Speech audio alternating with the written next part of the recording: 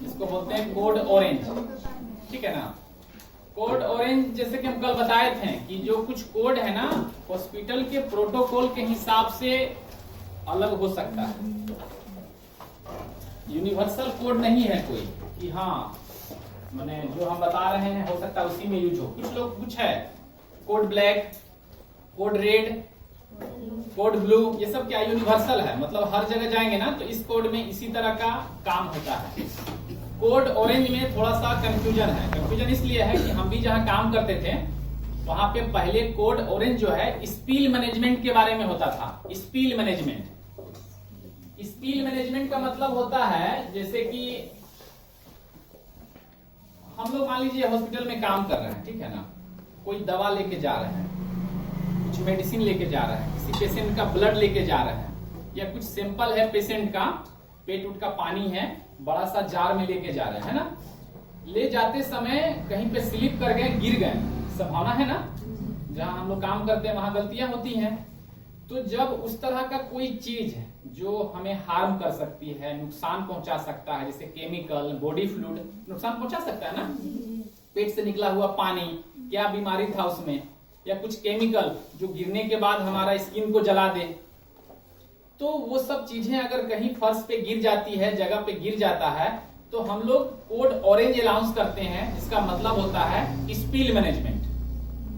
Spill management में क्या होता है कि स्पिल मैनेजमेंट में जो टीम है ना वो जीडीए हाउसकीपिंग का टीम है, और भी टीम आती है इसमें। उनका काम क्या होता है ना, लोगों को वहां से हटाना। मान लीजिए कि हॉस्पिटल है, सब जगह मरीज है, अटेंडेंट है, लोग घूम रहे हैं, है ना, कहीं भी कोई इस तरह का केमिकल गिर गया जो कि बहुत ज्यादा हार्मफुल है, तो सबसे पहले क्या है वो जो लगाया जाता है कॉशन, जिसको बोलते हैं हम लोग, इधर मत आइएगा, इधर कुछ गिरा हुआ है, या इधर घेर दिया गया है, इधर गड्ढा है, गिर जाइएगा, होता है ना। तो उस तरह का वहां पे सीन क्रिएट करना रहता है। मान लीजिए लिक्विड गिर गया, पूरा रूम में फैल गया, तो फैल गया, लेकिन ये आम रास्ता है आने जाने का, लोग तो आएगा जाएगा ही, लेकिन वहां पे एक हम बैरियर लगा देंगे या रस्सी घेर देंगे या कोई ऐसा चीज कर देंगे तो लोग तो नहीं आएगा ना, तो उस खतरा से बच जाएगा। हम मान लीजिए उसको साफ सफाई करने में, उठाने में लगे हैं, कोई आया उस पर पैर रखा, स्लिप करके गिर गया, तो गिर गया तो चोट लग सकता है, साथ ही साथ वो जो हार्मफुल जो भी लिक्विड था उससे उसको हार्म भी हो सकता है, जल सकता है, या उसका स्किन इरिटेशन हो सकता है, बहुत तरह की संभावना होती है। क्योंकि वो आम पानी तो है नहीं, हॉस्पिटल में कोई पानी लेके तो आएगा जाएगा नहीं, या तो बॉडी फ्लूइड होगा, किसी प्रकार का जांच होने वाला है, या फिर किसी का ब्लड ही हो सकता है ना। तो उस चीज को मैनेज करने के लिए और उस समय जो है कोड ऑरेंज अनाउंस करते हैं। कौन सा code? Code orange, spill management के लिए। बट हम जहां काम कर रहे थे वहां कुछ दिन के बाद इसको बदल दिया गया। अब कहा गया कि कोड ऑरेंज जब अनाउंस होगा तो स्पिल मैनेजमेंट के लिए नहीं होगा, इसके लिए होगा RRT के लिए, RRT, rapid response team. Rapid response team, rapid माने जल्दी वाला, रिस्पॉन्स माने जो रिस्पॉन्सिबिलिटी ले, टीम, सब में टीम है ना, spill management team, rapid response team, code blue team, है ना, फायर टीम। तो इसी तरह से क्या हुआ, कोड ऑरेंज को किसने बदल दिया गया? RRT, rapid response team. अब रैपिड रिस्पॉन्स टीम का क्या काम है? जैसे हम एक कल बात किए थे कि किसी पेशेंट को जब कार्डियक अरेस्ट आता है, मतलब कि जो पेशेंट मर गया है ना, सांस लेना बंद कर दिया, उसकी दिल की धड़कन बंद हो गई, तो मर ही तो गया ना वो। लेकिन उस स्थिति को बचाने के लिए, उस स्थिति में पेशेंट को लाने से पहले, मान लीजिए पेशेंट को अचानक से बहुत तेज चेस्ट में पेन हो जाता है, पेशेंट का ऑक्सीजन लेवल ड्रॉप हो जाता है, या पेशेंट लगता है ना कि अब खराब हो सकता है।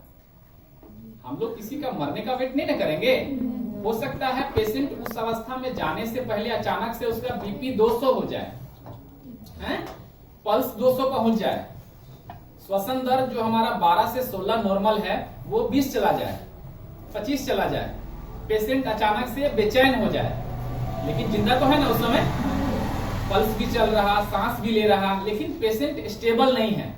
बात समझ में आ रही है? तो अनस्टेबल पेशेंट को वार्ड से आईसीयू में या एचडीयू में शिफ्ट करने के लिए, या उसको तुरंत इमीडिएट कुछ अच्छा इलाज देने के लिए कि वो स्थिति नहीं आए। क्योंकि देखिए एक बार जब पेशेंट खराब होता है ना, तो संभावना कम होती है बचने की।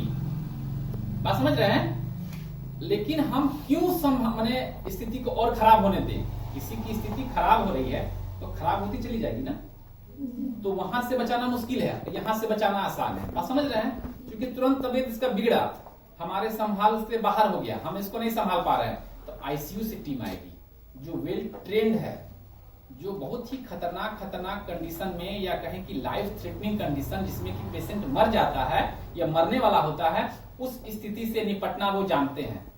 बात समझ रहे हैं?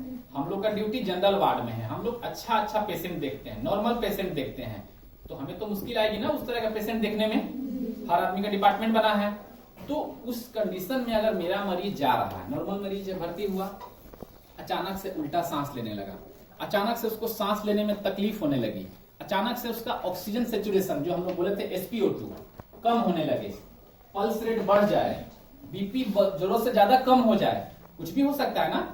उस स्थिति से निपटने के लिए एक टीम बनाया गया, रैपिड रिस्पांस टीम, यानी कि RRT। कोड ऑरेंज होगा, वो तुरंत एक्टिव हो जाएंगे, भागे भागे उस पेशेंट के पास जाएंगे और उस पेशेंट को अपने अंदर में लेंगे, क्योंकि क्या है, वो उसी के लिए ट्रेंड है। समझ में आ गई बात? तो ये आपका हो गया कोड ऑरेंज। समझ में आ गया? तो हम बताएं ना कि कुछ कोड हैं जो कि बदलते हैं समय से, या अलग अलग हॉस्पिटल में अलग अलग हो सकते हैं। हमें बस क्या जानना है कि इमरजेंसी कोड क्या है और क्यों बनाया गया है, ये जानकारी होना चाहिए। चलिए, ओके।